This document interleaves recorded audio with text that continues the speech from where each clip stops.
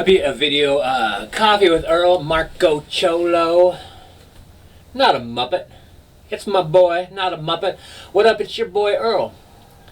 I saw that you've hopped back into the tubes this last month, and I did some video catching up. Ted Honey Boo Boo Barris let me know that you were back in town. I'd seen you commenting, but I didn't do that thing where you bring the cursor over the name and it says this person's brought some videos back in or not. So I'm glad I got that the boo boo the boo boo the boo boo heads up. That's what I meant to call that. Malt liquor.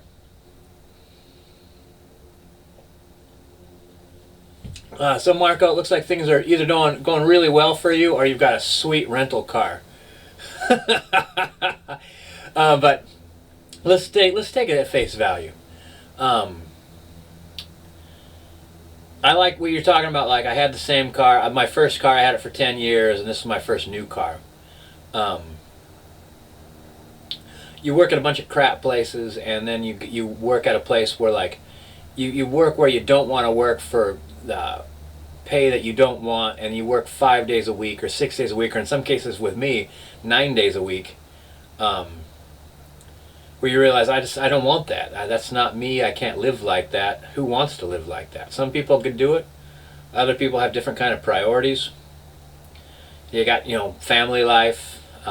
You'd like to have a social life. You'd like to live a healthier, more physical, active life, so you can't be behind the desk or whatever all the time. And I think that I worked a lot of terrible places. I'm not a Muppet. And I always worked as hard as I could. My work ethic is that I want to work for somebody like how I would want someone to work for me.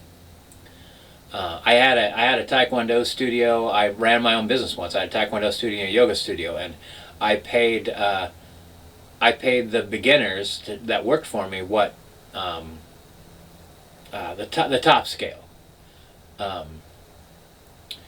because I wanted them to feel like they were a part of my business, and I wanted them to know that they were an integral part of my business. Like someone teaching, that is the business. So I wanted my teachers to know that, like, you don't have to work your way up, like that to pay you the most. I'll pay you that now. Give me the most. Make my business flourish. And really, the only thing that sunk my business actually was my primary job at a messenger company. The company was dwindling so quickly that I needed to jump ship, and that's where I stopped. I stopped those two businesses and went as an independent contractor for security work, and I had no idea how much money I'd make. So I couldn't risk the Taekwondo yoga studio. I couldn't risk having it crash, so I just shut it down in a business-like fashion.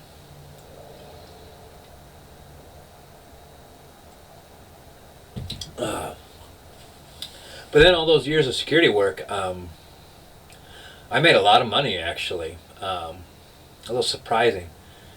I didn't realize how much money I made until I started doing my taxes, and that was just all the above board pay. Like, there was a whole lot more that I made under the table. So that was a pretty successful business, actually. And the only reason I gave up these businesses, was as I got older, I started thinking retirement, and I also started thinking insurance. And then I found a company that I love, and a company that I agree with. Not 100%, but you can't work for... That's like being a soldier and saying that you agree 100% with war. I would like it if there was some sort of different kind of system of how goods and services are distributed and paid for, but there isn't one. I know that there's some variations of barter and stuff like that, but there isn't a global bartering system as far as I'm aware. So you gotta go with what you got, which is a capitalist More money is more money is better. And like you put your hand inside the hand of that business, and it's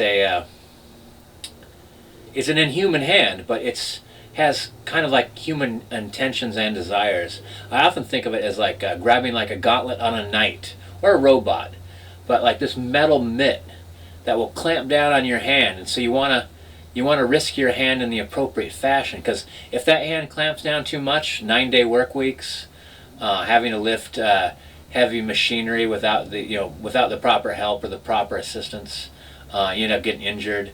Part of that grip is, I'll take care of you if you have to go to the hospital. I'll pay those bills. If you get so injured you can't work, I'll work you'll get disability and things like that. But I don't want that. I want to live and work the rest of my life injury free, and work hard, which I imagine most businesses would think, I like that in you. I like that about you, buddy.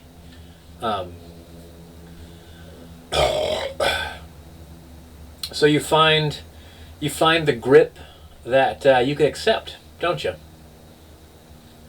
Going to give you a lot of money. Going to take care of you. Going to give you benefits. And I won't squeeze too hard.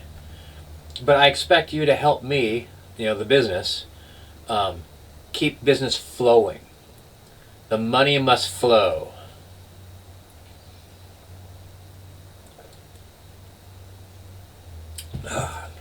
Anyway, not a Muppet. It's good to see in the tubes. That crazy long hair. That almost like that, like when you have that short hair, that almost impenetrable mass of short hair that you had, which eventually thins out, buddy. I don't know. You might have extra special good not a Muppet genes. But it just makes when it thins out, you just get a hat, so your noggin doesn't get sunburned. What else? Hope your family's doing good. Hope that rental car doesn't cost you too much money.